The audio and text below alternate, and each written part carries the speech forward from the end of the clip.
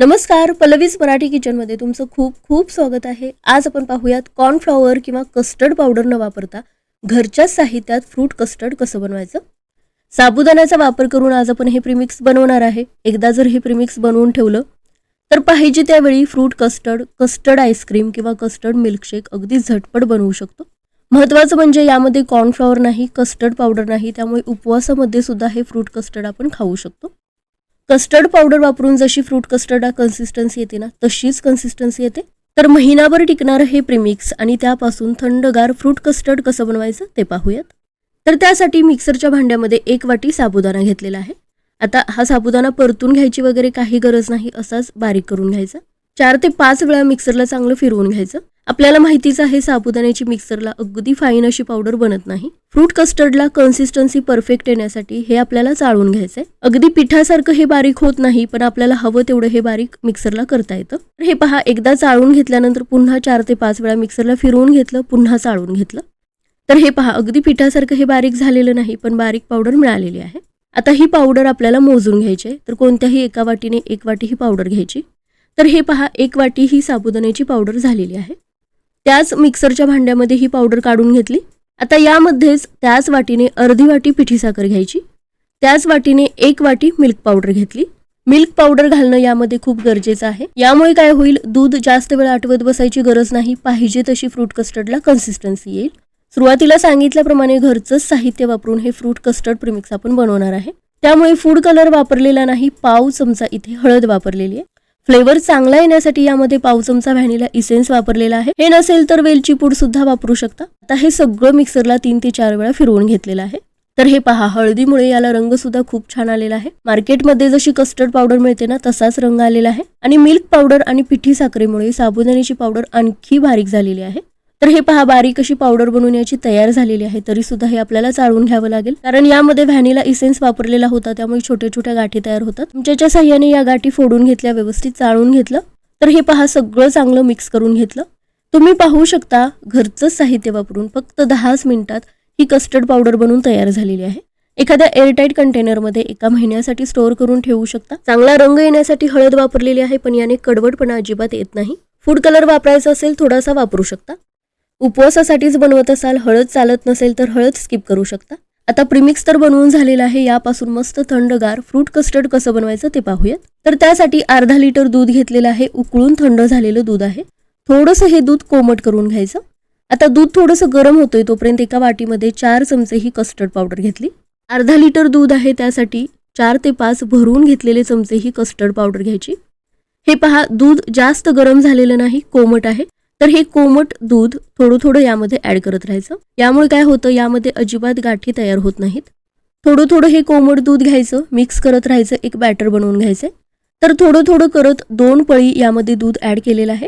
हे चांगलं मिक्स करून घेतलेलं आहे. तुम्ही पाहू शकता, अजिबात यामध्ये गाठी शिल्लक नाहीत. आता दुधाला उकळी येईपर्यंत हे आपल्याला असंच ठेवायचं आहे. या वेळेमध्ये यामध्ये जी साबुदाणा पावडर आहे ना, ते व्यवस्थित भिजलं जातं. त्यामुळे थोड्या वेळाने या बॅटरची कन्सिस्टन्सी अजून दाटसर होते. त्यामुळे सुरुवातीलाच यामध्ये जास्त म्हणजे 2 पळी दूध ऍड केलेलं आहे. आता एका पसरट आणि जाड तळाच्या पॅनमध्ये हे शिल्लक राहिलेलं दूध काढून घेतलं. दूध आपल्याला आटवायचं नाही, फक्त एक उकळी काढून घ्यायची. आता प्रीमिक्समध्येच आपण साखर ऍड केलेली होती, त्यामुळे यामध्ये आता साखर ऍड केली नाही तरी चालेल. फ्रूट कस्टर्ड मुलांना खूप आवडतं आणि ते थोडंसं गोड असेल ना, तर ते खूप आवडीने खातात. त्यामुळे फक्त 2 चमचे यामध्ये साखर ऍड केली. आपण यामध्ये फळं सुद्धा ऍड करणार आहे, ती सुद्धा गोड असतात. जास्त गोड जर आवडत नसेल तर साखर घालायची सुद्धा काही गरज लागत नाही. साखर विरघळून घेतलेली आहे. दुधाला सुद्धा आता चांगली उकळी आलेली आहे. या बॅटरची कन्सिस्टन्सी आता तुम्ही पाहू शकता, थोडंसं दाटसर झालेलं आहे, कारण यामधली साबुदाण्याची पावडर चांगली भिजलेली आहे. आता हे पहा, एका हाताने स्पॅच्युलेच्या साह्याने हे हलवत राहायचं आणि दुसऱ्या हाताने हे बॅटर या दुधामध्ये ऍड करत राहायचं. थोडं थोडं ऍड करायचं, हलवत राहायचं, म्हणजे अजिबात गाठी होत नाहीत. हे प्रीमिक्स थोडा वेळ भिजवून घेणं सुद्धा खूप महत्त्वाचं आहे, कारण यामध्ये साबुदाण्याची पावडर आहे. थोडंसं हे भिजवून घेतल्यामुळे पचायला सुद्धा हलकं होतं. यामध्ये साबुदाण्याची पावडर असल्यामुळे 5 ते 6 मिनिटे मंद आचेवरच सतत हलवत हे आपल्याला शिजवून घ्यायचंय. साबुदाण्याची पावडर व्यवस्थित शिजली गेली तर चिकटपणा व्यवस्थित येतो, दाटसरपणा चांगला येतो आणि त्यामुळेच हे दूध थंड झाल्यानंतर सुद्धा याला मस्त कन्सिस्टन्सी येते. समजणारही नाही की हे साबुदाण्याच्या पावडरपासून बनलेलं आहे. तर हे पहा, 5 ते 6 मिनिटे शिजवून घेतल्यानंतर गॅस बंद केला. पॅनमध्ये हे असंच दूध ठेवलं, थोडंसं थंड करून घेतलं. रूम टेम्परेचरला हे दूध आल्यानंतर एका भांड्यामध्ये काढून घ्यायचं. याच्यावरती झाकण ठेवून 2 तास फ्रीजमध्ये ठेवायचं. 2 तासानंतर आता हे दूध पूर्णपणे थंड झालेलं आहे. थंड झाल्यानंतर याची कन्सिस्टन्सी पाहू शकता, मस्त दाटसर झालेला आहे.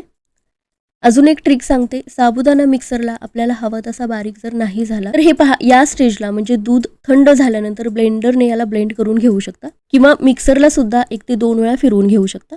यामुळे सुद्धा चिकटपणा परफेक्ट येईल आणि दाटसरपणा येईल. आता आपल्याला आवडतील ते किंवा हवे ते फळांचे तुकडे यामध्ये टाकू शकतो. इथे मी अर्धी वाटी फळांचे तुकडे करून घेतलेले आहेत. थोड्याशा डाळिंबाच्या बिया, हिरवी द्राक्षे घेतलेली आहेत. एका द्राक्षाचे 2 भाग असं कट करून घेतलेला आहे. सफरचंदाचे बारीक तुकडे करून घेतलेले आहेत. थोडीशी काळी द्राक्षे सुद्धा घेतलेली आहेत. एक केळ सुद्धा यामध्ये घेतलेला आहे. थोडेसे काजू आणि बदामाचे तुकडे सुद्धा यामध्ये घेतलेले आहेत.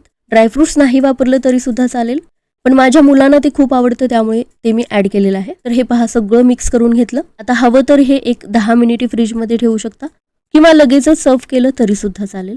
तर हे पहा, कस्टर्ड पावडर वापरली नाही, कॉर्नफ्लॉवर वापरलं नाही, साबुदाण्यापासून आपण हे फ्रूट कस्टर्ड बनवलेलं आहे. जी कस्टर्ड पावडर मिळते ना, त्यामध्ये अंड्याचा वापर केला जातो असं म्हणतात. तशी शंका जर येत असेल किंवा उपवासासाठी तुम्हाला हे बनवायचं असेल तर ही पद्धत अगदी परफेक्ट आहे. दुसरी महत्त्वाची गोष्ट म्हणजे साबुदाण्याची पावडर दुधामध्ये आपण शिजवून घेतली, त्यामुळे साबुदाणा असून सुद्धा पचायला हे हलकं होतं, ऍसिडिटीचा त्रास होत नाही. याची कन्सिस्टन्सी तुम्ही पहा, मस्त आलेली आहे. अगदी कस्टर्ड पावडर वापरून फ्रूट कस्टर्ड बनवलंय असंच वाटतंय. थोडीशी हळद वापरलेली आहे, फूड कलर वापरला नाही तरी सुद्धा रंग सुद्धा परफेक्ट आलेला आहे. 3 फायद्याचं हे फ्रूट कस्टर्ड बनलेलं आहे. एकतर घरच्याच साहित्यात बनलेलं आहे, उपवासाला सुद्धा चालणार आहे आणि चवीला तर जबरदस्त बनतं. एकदा नक्की ट्राय करा. रेसिपी तुम्हाला आवडली असेल, लाईक करा, शेअर करा, चॅनेलला सबस्क्राईब करा.